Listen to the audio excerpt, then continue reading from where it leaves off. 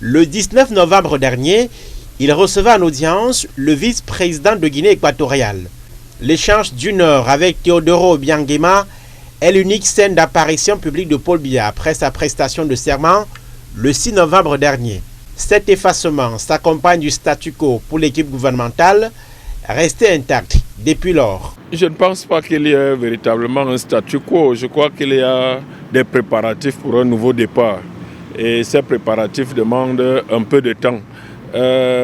Évidemment que si ces préparatifs duraient trop longtemps, ça serait peut-être préjudiciable. En prêtant serment il y a un mois, le chef de l'État disait vouloir faire des jeunes et des femmes les priorités de son mandat.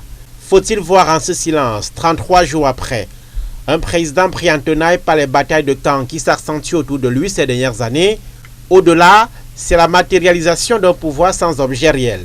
Pour Jean-Bruno Tagne. Partout dans le monde, lorsqu'on sort d'une élection présidentielle, le président élu ou alors déclaré comme tel forme une équipe qui est chargée de l'accompagner dans la réalisation des promesses qui ont été faites. On observe bien qu'il n'est pas très pressé de constituer une équipe parce qu'en réalité, il va constituer une équipe pour faire quoi? Depuis la présidentielle de 2018, une demi-dizaine de membres du gouvernement sont morts ou démissionnaires.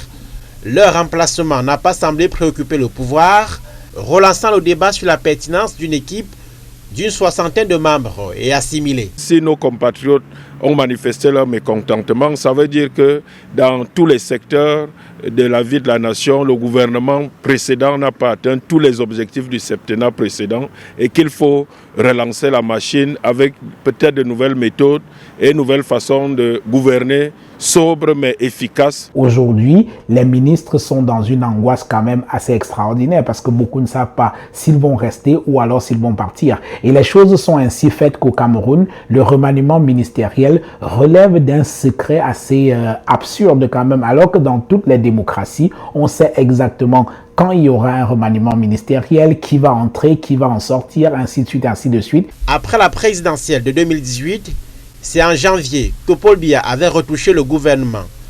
Son septennat en cours a démarré par une violente crise post-électorale au terme d'un scrutin où il récolte l'un de ses scores les plus bas depuis les années 90 et un dossier embarrassant, le décès en détention de Anissé Ikane.